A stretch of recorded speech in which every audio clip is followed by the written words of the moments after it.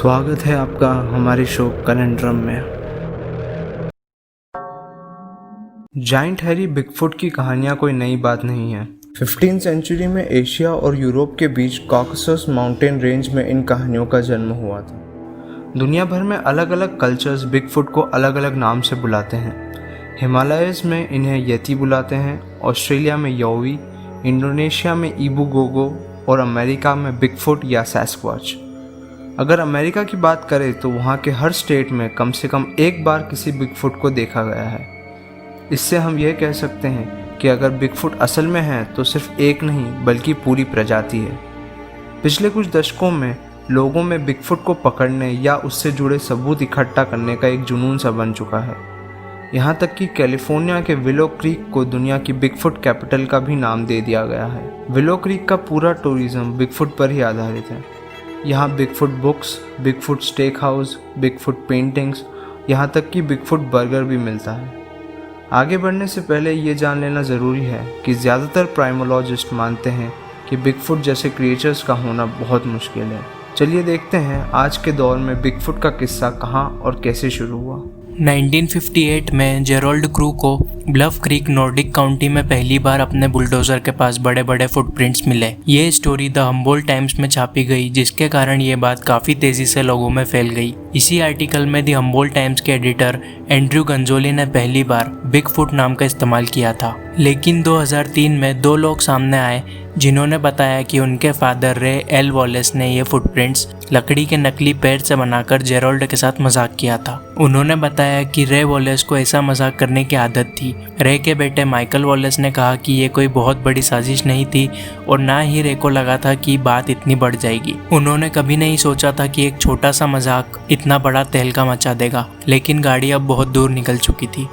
1958 से 2003 के बीच बिगफुट से जुड़े कई ऐसे किस्से और सबूत सामने आ चुके थे जिससे बिगफुट की दुनिया ने अपना एक अलग ही रूप ले लिया था। विलो क्रीक म्यूजियम की क्यूरेटर पेगी विलियम्स बताती है कि सबसे पहला बिगफुट इंसिडेंट 1818 में हुआ था। विलो क्रीक में कैंपिंग के दौरान एक छोटा सा लड़का खो गया था जिसे ढूंढने के लिए सर्च एंड रेस्क्यू ऑपरेशन चल रहा था। ऑपरेशन के दूसरे दिन टीम को वह लड़का सड़क के किनारे बैठा हुआ मिला, जहां पर वो पहले ही उसकी खोज कर चुके थे। पूछने पर उस लड़के ने बताया कि एक जायंट हैरी क्रीचर ने उसे जंगल से निकाला और फिर सड़क के किनारे छोड़कर वापस जंगल में चला गया। पेगी के अनुसार जंगल में हाइकिंग पर जाने वाले कई लोग वापस आकर बताते हैं कि उन्हें अंदर बिगफुट के होने का एहसास होता है। कभी किसी के दौड़ने की आवाज़ आती है, कभी ऐसा लगता है कि उन्हें कोई देख रहा है और कुछ तो कहते हैं कि उनके ऊपर किसी क्रीचर ने चीज़ें भी फेंकी है। माना जाता है कि बिगफुट का पूरा शरीर बालों से भरा होता है और स्किन कलर गहरा काला, grey, dark brown, reddish brown या चारकोल होता है।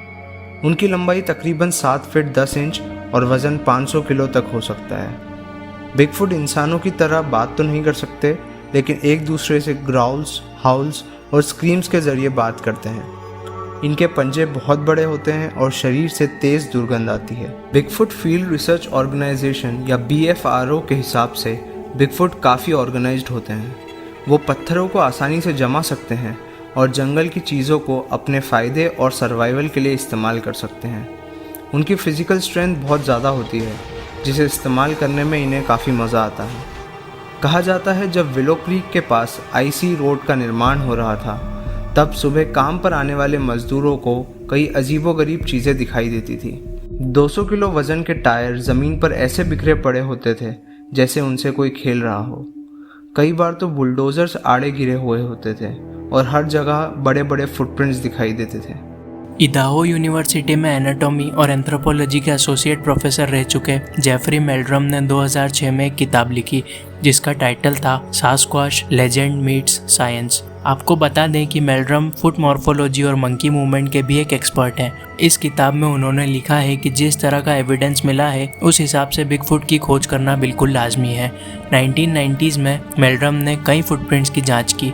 इसमें से कुछ फुटप्रिंट्स ऐसे थे जैसे कि कोई दौड़ रहा हो और कुछ में इंसानी पैरों जैसी लकीरें भी थी। मेल्ड्रम का कहना है कि इतने बड़े रनिंग फुटप्रिंट्स की इतनी सटीक नकल करना मुमकिन नहीं है। ओरेगन रीजनल प्राइमेट सेंटर में काम कर चुके रिटायर्ड जूलॉजिस्ट डॉक्टर वुल्फेनर फेरेनबेक बिगफुट में विश्वास करते हैं और उन्होंने 700 से ज़्यादा फुटप्रिंट्स को स्टडी किया है। उनकी रिसर्च के अनुसार बिगफुट के पंजों की बनावट इंसान के पंजों की बनावट जैसी ही होती है। बिगफुट के पंजों की औसतन लंबाई 15.5 इंच होती है, जिसके कारण उनका वजन 1000 किलो तक हो सकता है। डॉक्टर फेरेनबेक ने न्यूयॉर्क टाइम्स में एक स्टेटमेंट भी दिया था कि वो बिगफुट की गुत्थी सुलझाने के बहुत करीब पहुंच चुके हैं। 2008 में बिगफुट हंटर्स के बीच तहलका मच गया जब एटलांटा के 2 रिसर्चर्स ने कहा कि उन्होंने जॉर्जिया बिगफुट टूर के ओनर रिक डायर और उनके बिजनेस पार्टनर मैथ्यू विटन से एक फ्रोजन बिगफुट बॉडी खरीदी है। हालांकि बाद में पता चला कि वो बॉडी रबर से बना हुआ एक गोरिल्ला सूट था। सन 2000 के बाद बिगफुट के डीएनए एनालिसिस शुरू हुए। वैसे तो डॉक्टर फेरेनबेक को अभी तक बिगफुट का कंफर्म डीएनए नहीं मिल पाया है, लेकिन 2006 तक उनके पास 15 ऐसे डीएनए सैंपल्स थे जिन्हें पुख्ता तौर पर किसी जानवर या इंसान का नहीं कहा जा सकता था, यानी इनमें से कोई भी डीएनए बिगफुट का हो सकता था। 2012 में एक रिसर्चर ने दावा किया कि उन्होंने बिगफुट का डीएनए ढूंढ लिया है। उनके हिसाब से बिगफुट की प्रजाति का जन्म फीमेल और एप की मेटिंग से हुआ है।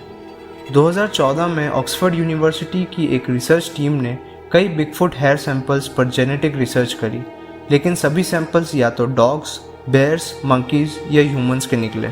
बिगफुट के होने का सबसे बड़ा सबूत है पैटरसन गिमलिन फुटेज। 1967 में बिगफुट हंटर्स रॉजर पैटरसन और बॉब गिमलिन कैलिफोर्निया के 6 रिवर्स नेशनल फॉरेस्ट में एक होममेड मूवी की शूटिंग कर रहे थे। शूटिंग के दौरान उन्हें एक बड़ा काला क्रीचर दिखा जो 2 पैरों पर चल रहा था। उस दिन पैटरसन और गिमलिन ने बिगफुट की जो वीडियो बनाई वो शायद इकलौता ऐसा सबूत है जिसे आज तक कोई रिसर्चर या साइंटिस्ट पूरी तरह से नकार नहीं पाया है। डॉक्टर जेफरी मेल्ड्रम के हिसाब से फुटेज में बिगफुट के मसल मूवमेंट्स साफ देखे जा सकते हैं। मसल्स की बनावट से पता चलता है कि ये कोई कॉस्ट्यूम पहना हुआ इंसान नहीं है।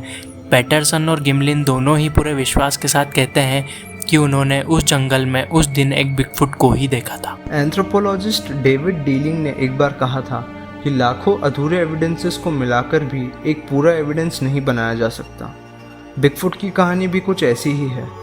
आज भी बहुत से लोग मानते हैं कि बिगफुट से जुड़ा कोई बड़ा सबूत जल्द ही सामने आएगा, लेकिन तब तक के लिए बिगफुट की कहानी किसी एलियन की कहानी से कम नहीं है। आप लोगों को क्या लगता है? अपने थॉट्स हमें कमेंट सेक्शंस में बताएं। हर हफ्ते हम आपके सामने ऐसी ही कुछ दिलचस्प कहानियाँ और किस्से लाते रहेंगे। अगर आपको वीडियो पसंद आया हो तो हमारे चैनल को सब्सक्राइब कीजिए और अपने दोस्तों के साथ भी शेयर कीजिए। मिलते हैं अगली वीडियो में, तब तक के लिए गुड बाय।